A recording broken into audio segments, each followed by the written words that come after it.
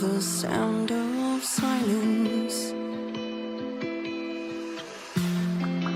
The pitch black sky that tells me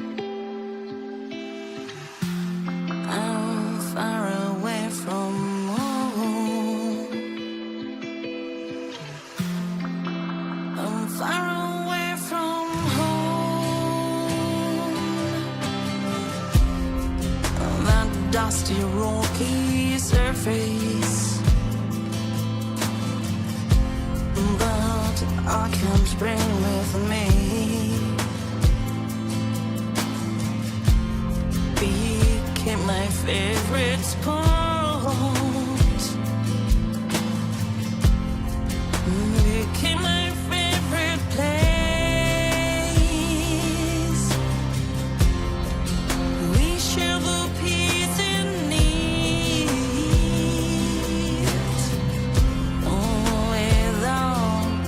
With all humanity, I share the peace in need. I'm far away from home.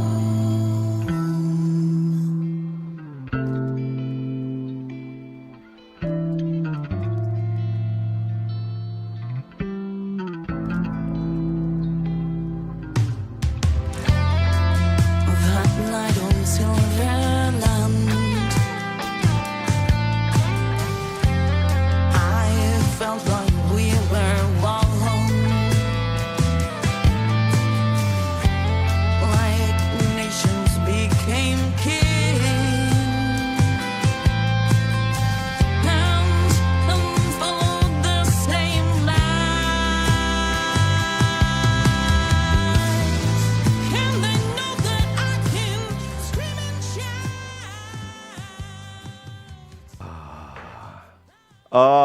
Yeah, everybody, welcome. If it's a few minutes past 11 o'clock on a Saturday, well, you already know it's time for RCE in the Club with Lucas here on 106.9 FM in the beautiful state of Catalonia, in the beautiful city, and I might say capital of Catalonia, here in Barcelona, in downtown Barcelona. How is everybody? That was Esther, and yeah, sometimes we feel far away from home, and I want to give a mad shout out to her. We actually ran into each other just a few days ago at the Tori Sparks release party in the Teatro de Sarria. We'll have Tori actually playing next hour. And we've got so much to get to, children of the corn. I hope everybody finds yourselves well today. Grab your favorite poison because we've got so much to get to as well. In fact, welcome back, guys. It's been a couple of weeks, and somebody turned late 40s. But for everybody who's listening, darlings, I am 42. But I'm not going to be alone in the studio for in just a few minutes. None other than BCN faves are going to be here. In fact, I think somebody's just walking in. Lady CeeKay Brown and Mr. James Regal are going to be joining us in just a few seconds.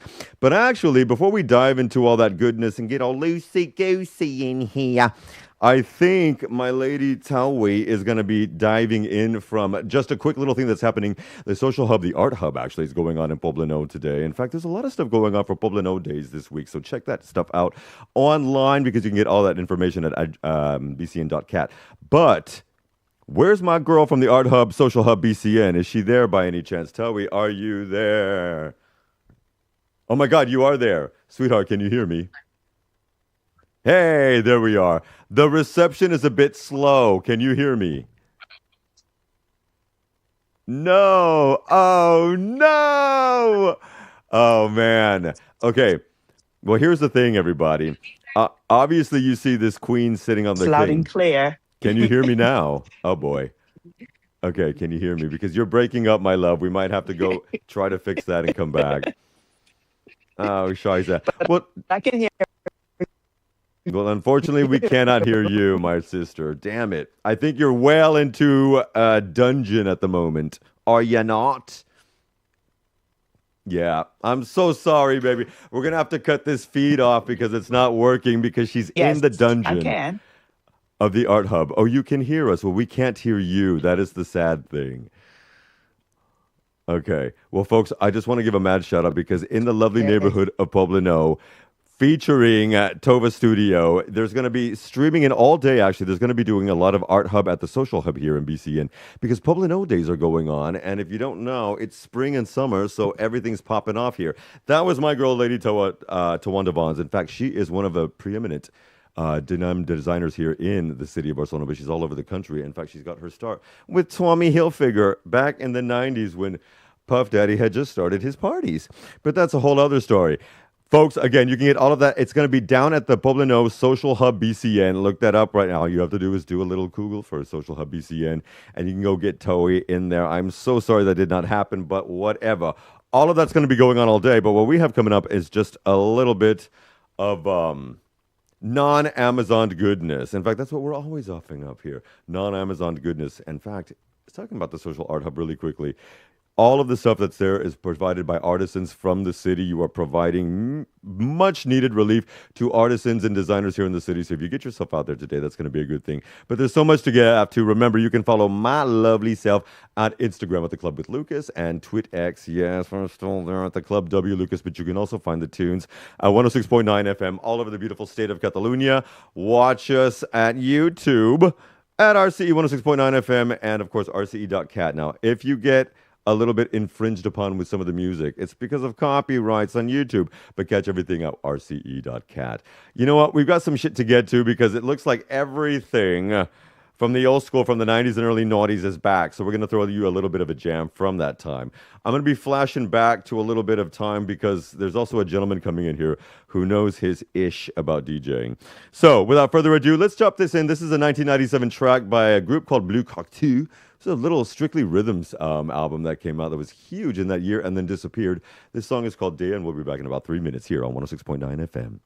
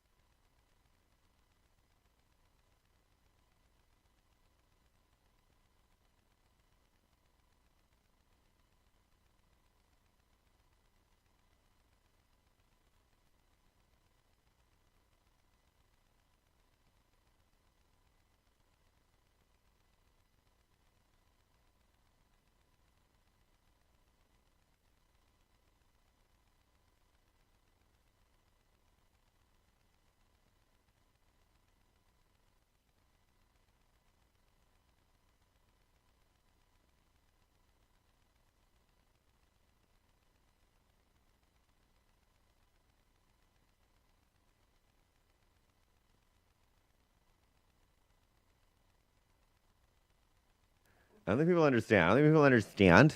That was a Strictly Rhythm track from 1997 because I'm feeling like it's 1997, but somebody here hadn't even been born in 1997. Okay. Everybody, I am here with the... Okay, there's a power couple sitting in my motherfucking studio today. Thank you for being here, everybody. Thank you. Sir Thank James, you. Lady CeeKay. Yeah. Ah, yeah. Is he told? Do you not like you? Oh God, it's Anne Hathaway. Stop. Yeah. But younger and lovelier, darling. Have you seen it? Have you seen the new one? No, we're gonna go watch though. Like the thing is, I don't know if you've actually Go seen. high. Have you seen the original Devil Wears Prada? I think I must have done, but Sacrilege. yeah. I don't think he's seen it, so we have to watch the first one, and then we're gonna go and see the second Honestly- one. I think tomorrow we're gonna go see it. Maybe Why is Meryl Streep such a badass? At I know, 7 right? Fucking 8 almost. she doesn't age. It's insanity. Neither It's does really Anne. good. But I've got our versions of Stanley Tucci and Anne Hathaway. No, we've got a comedic power couple here. You're Stanley Tucci, dude. He's that doesn't have. You know what? You're the Australian love interest. You'll see what I mean. Hot daddy. Okay, Straight up. I'll have to take your All word right. for it. Oh, okay. Yeah, because James is also 29, so he's not a hot daddy. Oh, yeah, yet. sure. But Hot Daddy here is really blessed to have you guys here, and thank you for hooking this up a couple of weeks ago. Now we're finally making it happen. Hey, how you doing, sir? I'm very good. Yeah? Yeah. And I love that he's ripping up. Shout out to the Comedy Clubhouse.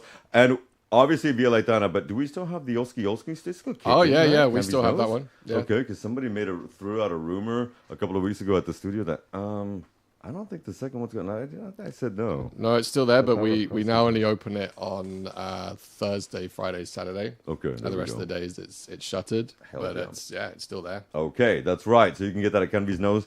And of course, Via Laitana and Nikki's Kitchen is there. How are you doing in general with comedy life? Isn't it a great time to make comedy? It's yeah, fast. sure, Yeah. sure. And well, wait a minute. Before we go into that, I also want to make a mad shout out because you, in just a matter of hours, sir, are going to be doing your show. James Regal is a people pleaser. Correct, Are yeah. you not at the clubhouse today at 5 p.m.? Is that correct? 7 p.m., 7 yeah. p.m. Excuse me. I'm dyslexic by 2 hours. At 7 p.m. And folks, you can still get your tickets or get your tickets at the door for that as well.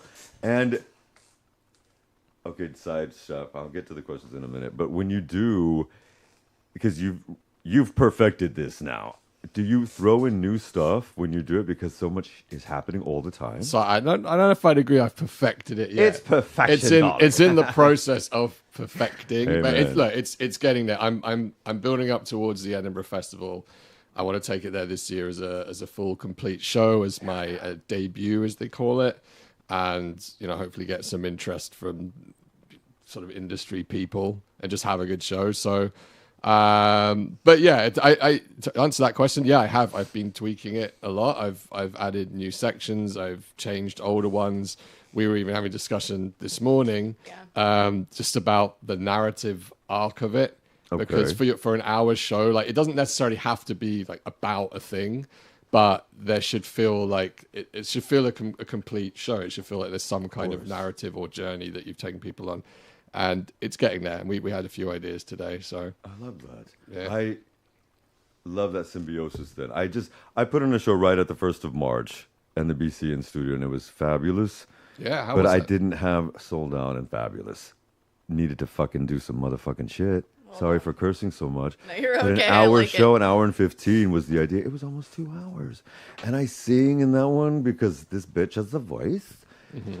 And so melding all that, man, talking about, do you ever get yourself in incessant cuttings and editings of the stuff you're preparing and or writing? Yeah. Yeah. Does it drive you nuts? And how do you deal with that? Well, I mean, I don't. Good I really answer. don't. I don't because listen, I'm gonna be honest. You probably know this. James knows this. These people won't know this. I got in a little car crash in March. Mijita, what the Yeah. f... I got in a car crash in March and I'm fine now, but I came 3 days after the car crash, March 16th. I came over to Europe and I had to do my tour of my solo. But I was fully concussed, dude. And my neck was frozen. Like I couldn't really turn my head left or right. I was so exhausted all the time. I forgot half my jokes. So like in terms of me for the past month, my focus hasn't been so much on cutting, on revising. It's literally just been how do I get the energy to be authentically myself on stage again post massive head trauma. But like he James, he's like really good about editing and like and writing. He's one of the, I think one of the most focused writers I've seen just on the daily, just writing. I don't have, I mean, I write like maybe half an hour a day if I can swing it, but like. Okay.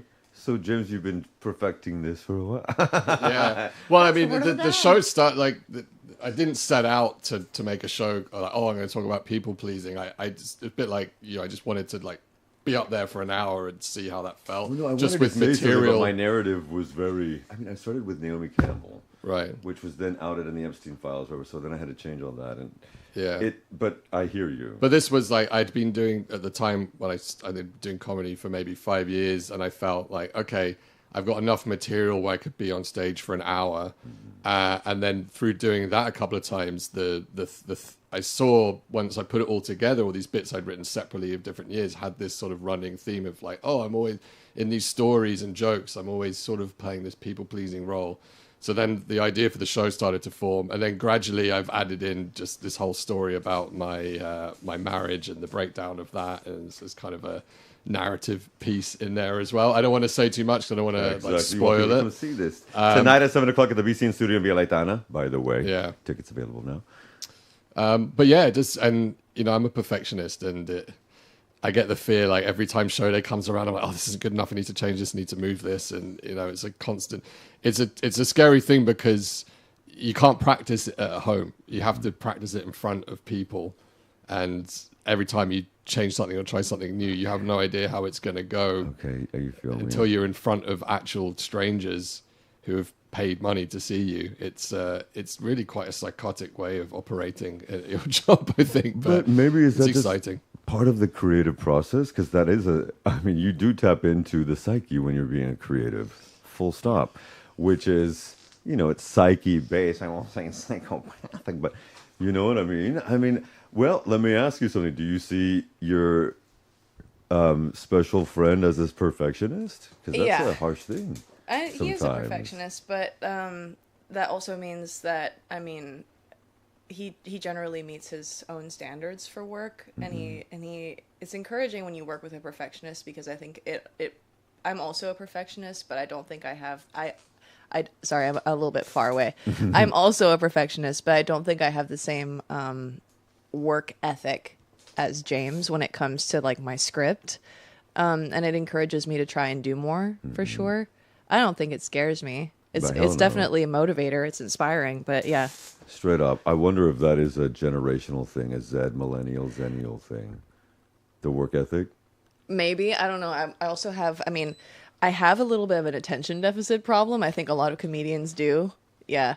But like, not going back on it again, but like since the accident, I mean, I'm better now. I'm genuinely better now. It's been almost 2 months, and like, Almost. but like right after the accident, my attention span was like, it was like a goldfish, dude. Like it was here or in the States? I was here because, so I mean, the accident was in the U.S. March 13th. 3 days later, I got on a plane to come to Barcelona.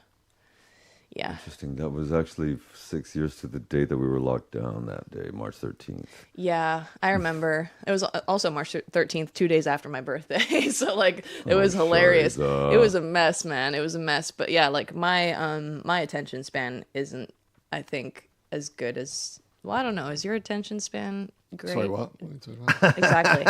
He has Alzheimer's. He's old. Okay, no, mine is. He's old.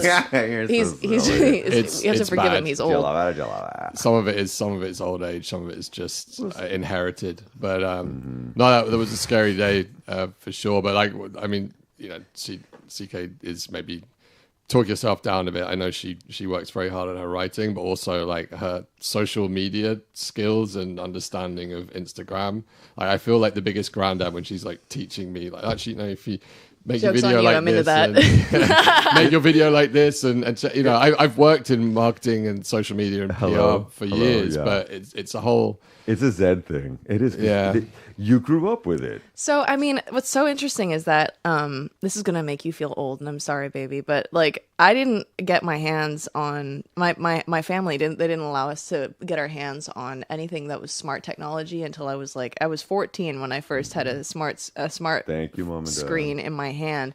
and we grew up mostly like playing outside and stuff. So I think I think Gen Z is probably the last generation that will have grown up with more analog, like digital technology and not all the smart technology. Like I Okay. think all the tactile stuff that we grew up with, like VHS and DVD and Did you have VHS? yeah. You remember VHS? Yes, I So grew a up lot with of people here VHS. who are Gen Z did not, or they vaguely. But I Okay. mean, yeah, I mean, I will say, like, I dread TikTok.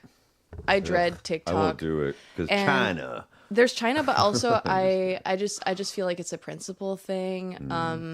The first ever video I posted on TikTok immediately hit 100,000 views, and then I gave up on TikTok from that point Why? on.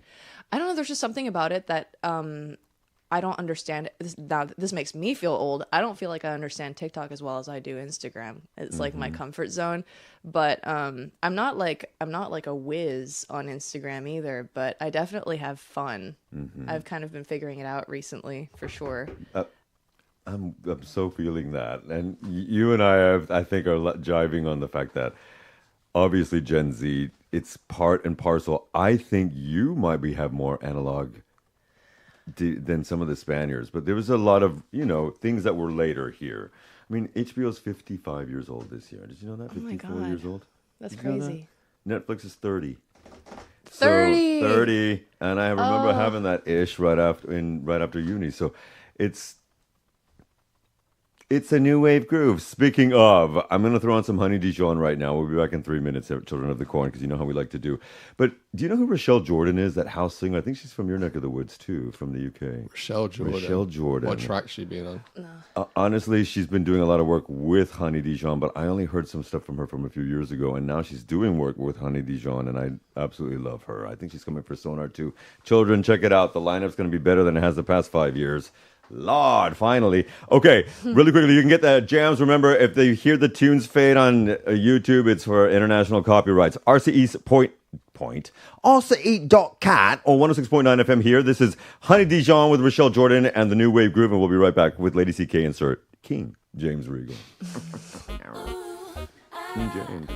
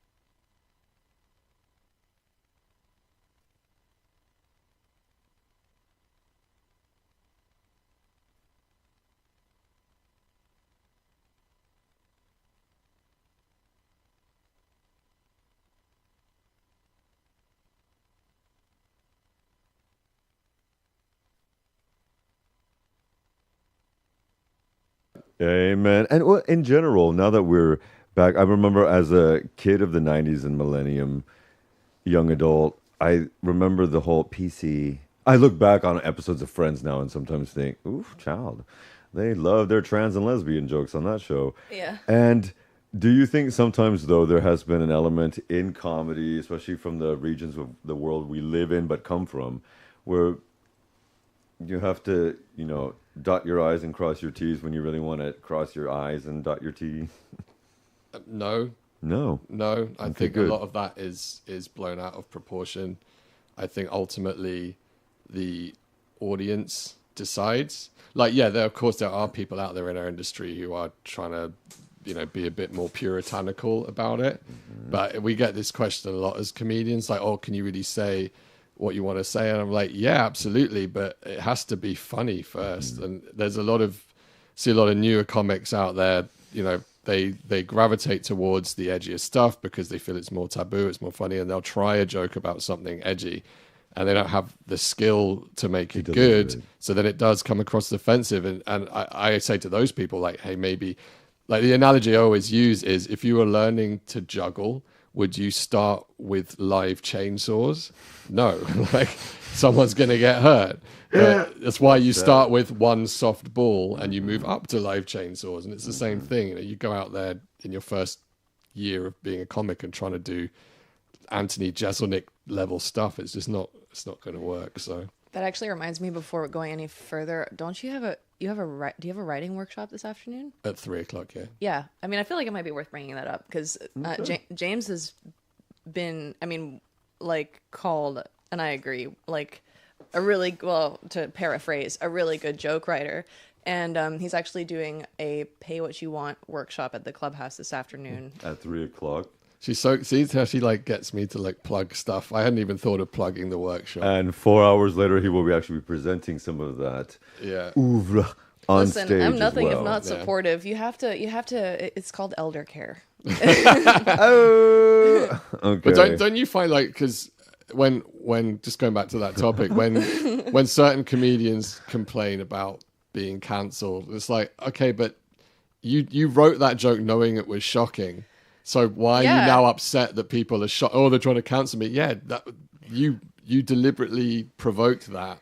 No, So I think they're looking for a right? reaction. Yeah. Yeah. It's kind of like attacking Iran or something. I mean, there's the shows that must not be named in certain areas of the U.S. that I feel like they shoot for shock before they shoot for laughter in a lot of these in these edgier scenes. Okay. And shock is fine as a reaction as long as you can back it up with some real meaty, funny stuff. But Well, meaty, funny stuff. Can I ask you this again off script? But what were your thoughts on the comics who were very, very poor and went to Riyadh, Saudi Arabia, to do that comedy festival? oh, well, this is okay. This could get us in a little bit of trouble, but Trouble's like fun. this is oh my god, I agree. I like taking that. I agree.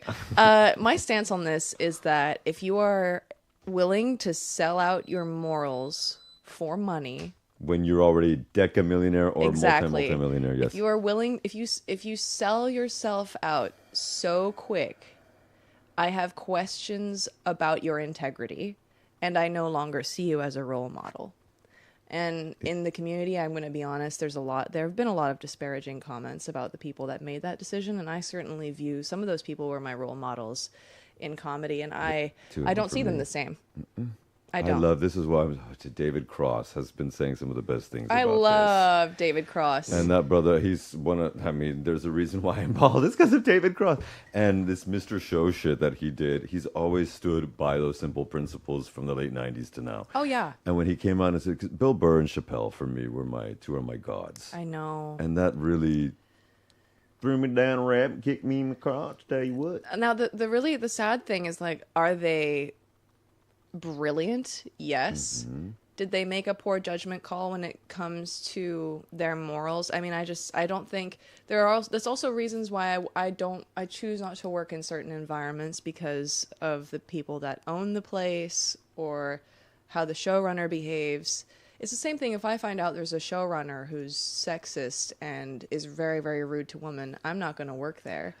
And I spoke on a to larger Belinda about scale, this recently. yeah, on a It's larger true. scale, if you're gonna sell yourself out that easily, I mean, especially when you're on that scale, you can fill out arenas, dude. You don't need to be doing that. But anyway, that's Mr. my J, hot I'm take. curious on your takes. I mean, yeah, I was very disappointed. Bill Burr's one of my favorites. I think you can't go out there and do bits about how much you hate billionaires and then go and literally work for the Saudi Arabian government.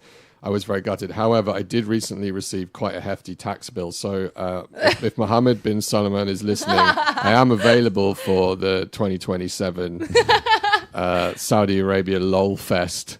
I'll happily fly myself there. That's this guy.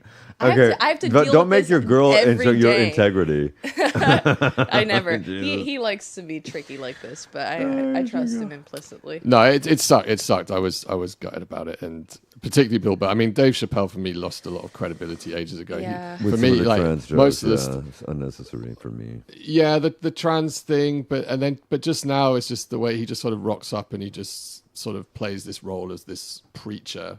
But it's actually not that funny, and look, maybe it's not for me, white middle class guy from England. Maybe that's and that's fine.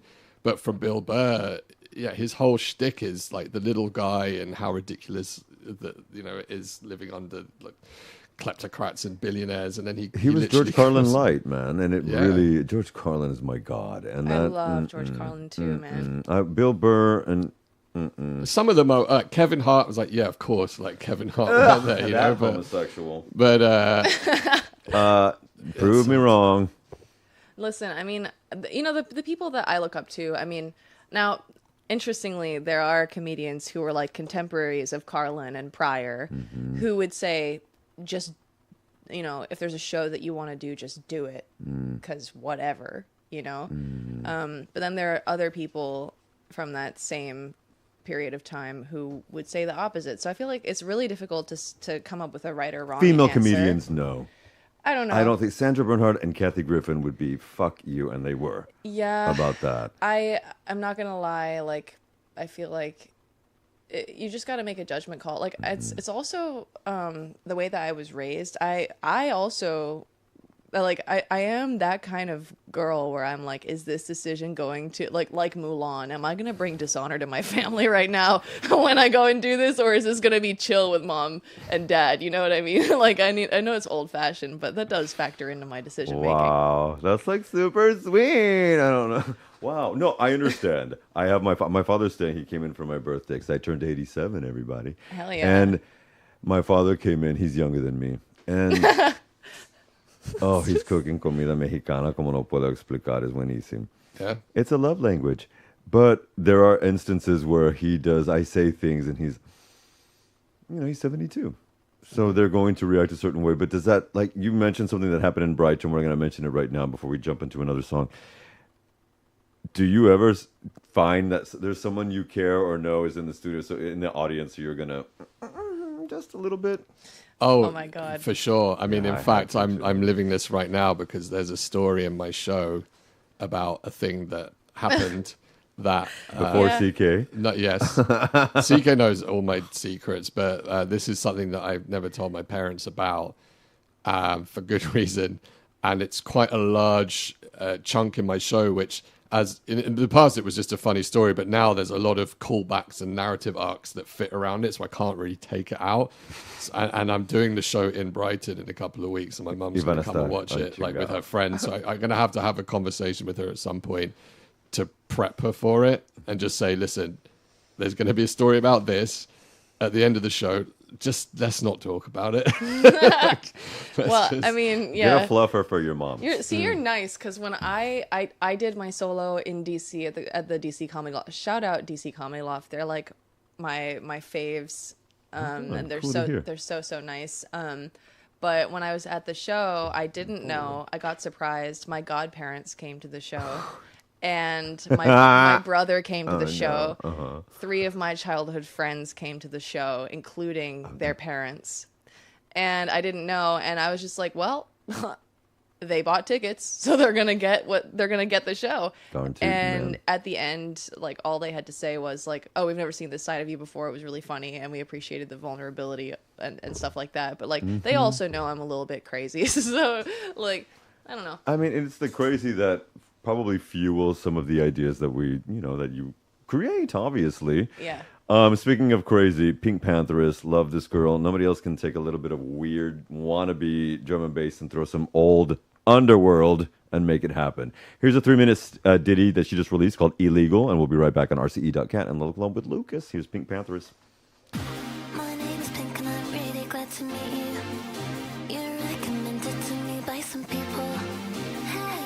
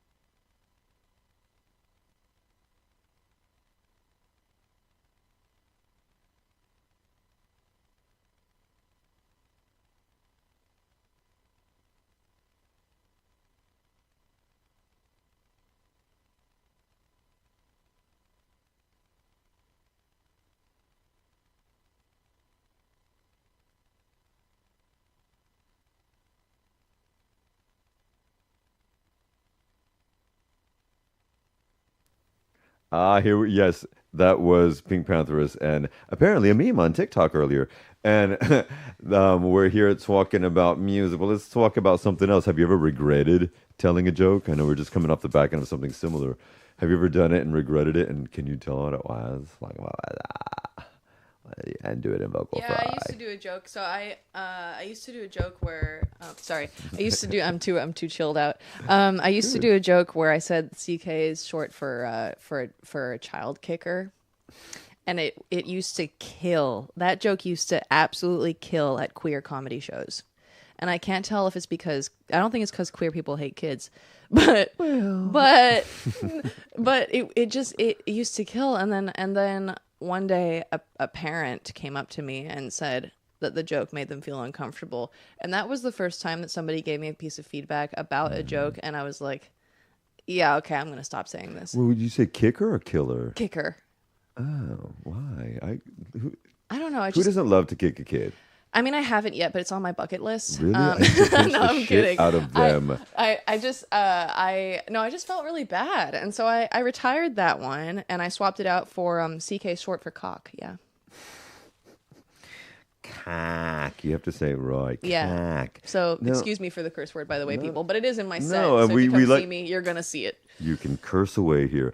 I understand the child thing. After the Epstein release, I have stopped saying Yeah. shitty things about children. Yeah, that's kind of also like in this climate. I Te la just like juro por la meva madre. That shit's I want to be protecting the horrifying. kids. So. Do you and the dolls?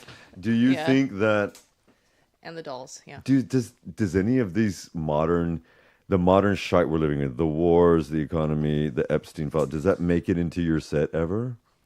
So I find it hard yes, not to. I often am inspired by what's in the news, but my process now is like I'll try and write a topical joke, which will probably only really have a shelf life of a couple of weeks until the news cycle moves in terms of doing it live, and also like those are the kind of clips I prefer to do for social because they exist in that moment. They're topical and then they move on rather than burning the actual material. Either that or stuff about living here, which obviously does well with local people. But yeah, I mean, I'm not dedicated. I went. Did I tell you this? I went to watch the Melania Trump documentary. God. Like when it kept, because everyone was making jokes about it. Yeah. But, I think I saw something you put there. yeah, but none of the comedians joking had actually seen the movie. It only just come out in theaters. So I was like, I'm going to go and Please watch give it. me 60 seconds of thought. Well, first I'll tell you, because obviously I did it for the bit, right? But I didn't want to give any money to that family or to Amazon. So I also didn't want to sneak in and You steal. streamed it. No. I went to watch it in the cinema, but I bought a ticket for a different movie. So they would let me in, and then I just walked into the screen that had Melania. Fair enough. Fair enough. I like that. Oh my God. I mean, the thing is, it was disappointing because I thought, it's going to be gold. There's going to be loads of stuff I can write about. But it was so boring, Lucas, that nothing happens in it, that it was barely even able to write a single thing about it. Did you guffaw when he said, "Did you watch it?" And she's like, "No, I didn't. I'll catch it Yeah, later." but she narrates. Have you seen it? Have you seen No, it? I just saw snippets But from it. she's the narrator of the whole thing, but she says it. The whole thing is I love totally. my son Baron. No. I love him. That's too much love in there. She's like a robot. Well, and he refers to it as your son. But it's Isn't so it? sad that because she says like my son is the most precious thing in my world, but like you never see them have any kind Yeah. of tender mother and son moment. She's Really saying sad. how much they love each other. But the thing that stuck out to me is there was this scene when she's talking about the director asked her, what music do you like? And she says, I love Michael Jackson.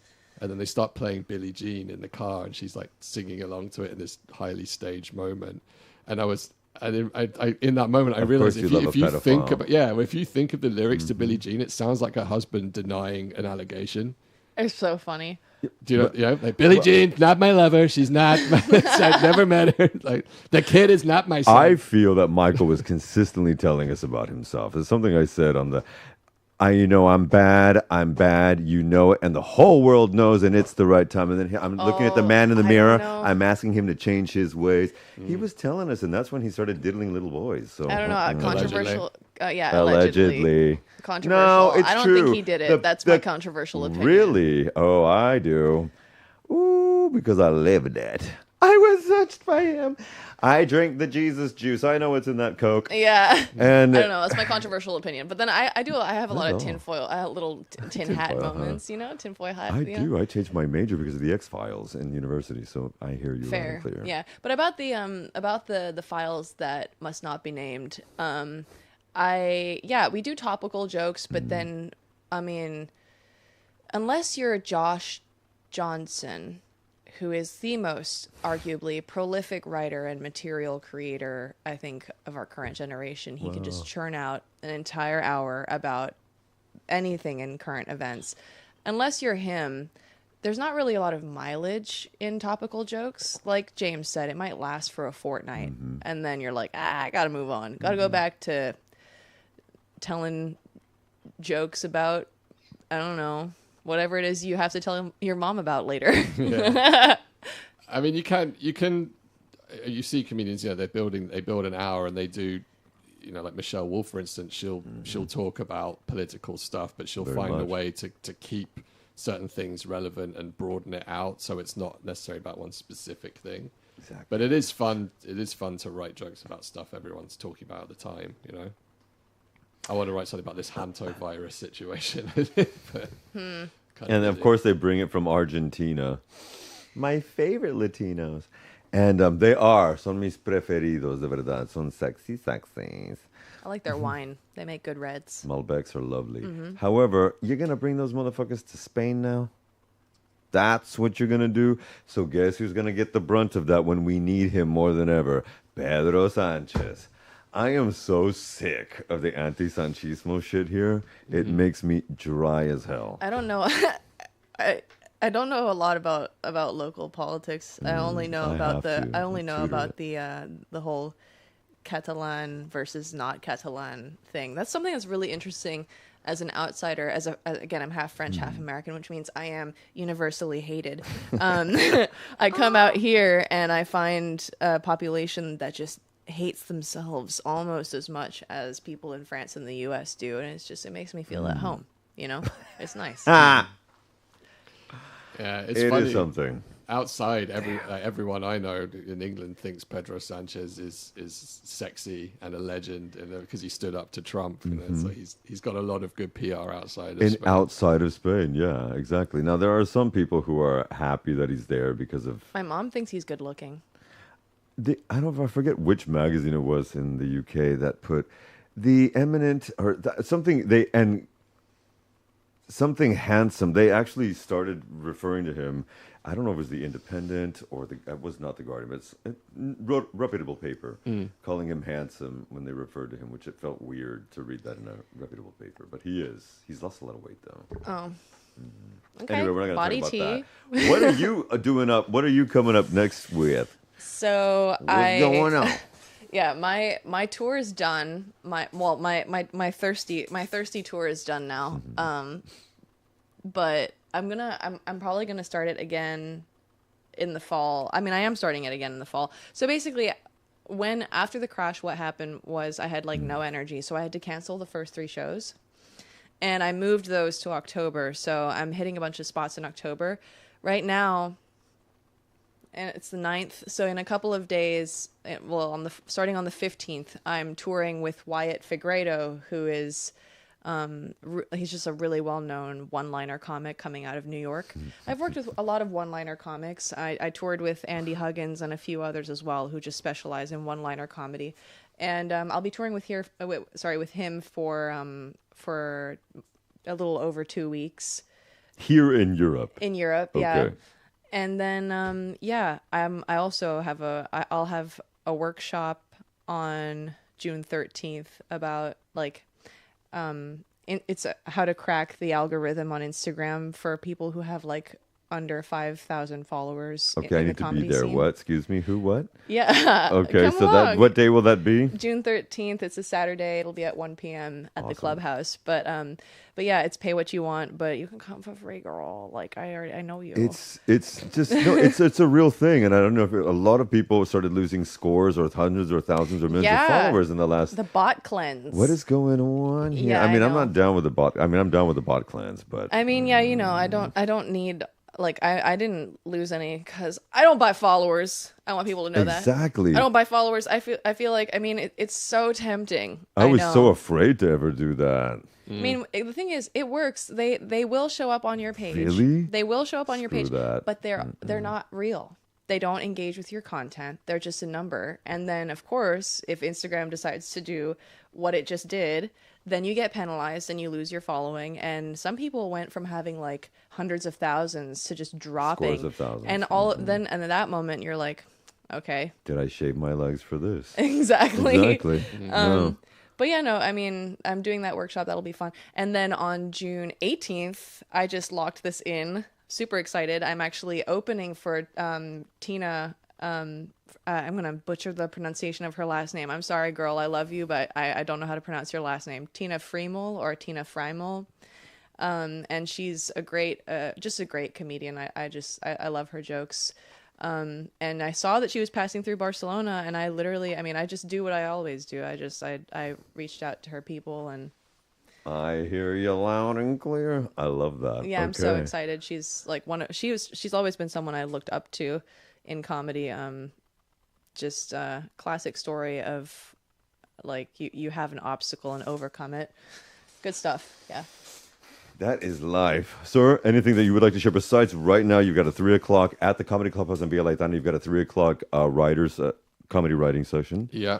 And 4 hours later at 7 o'clock, you have the James Regal is a people pleaser as well. Correct, yeah. All right. Anything else you'd like to share with the good people? Yeah, I mean, as people who've heard me on here before know, I run a couple of other shows here. Lolly Amorous Right. speed dating show. I think the next one is next Saturday. So it's when we have people from the audience come on stage. They have a first date, and then they get questioned by comedians and a sex therapist, my friend Willow Starr, and Roast Battle Barcelona.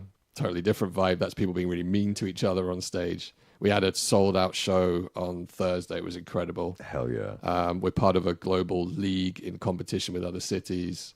That's the first and third Thursday of every month. Every Very month, fun. first and third. Yeah. Okay, with the roast battle. Yeah. Guys, and honestly, it's the Comedy Clubhouse here in BCN, and the Comedy Center really has become a hub of comedy here in Europe. Let's keep it real. And it has blown up over the last 2 years. And so thank you for making that happen. Because I remember when it was just that small little room in Gavi's Nose, Ambel's Chatos, a few years ago. So, folks, Lady CeeKay Brown, Chloe, and Sir James, King James Regal, thank you so much for being here. Folks, also check out the Comedy Clubhouse BCN.com because everything good is there.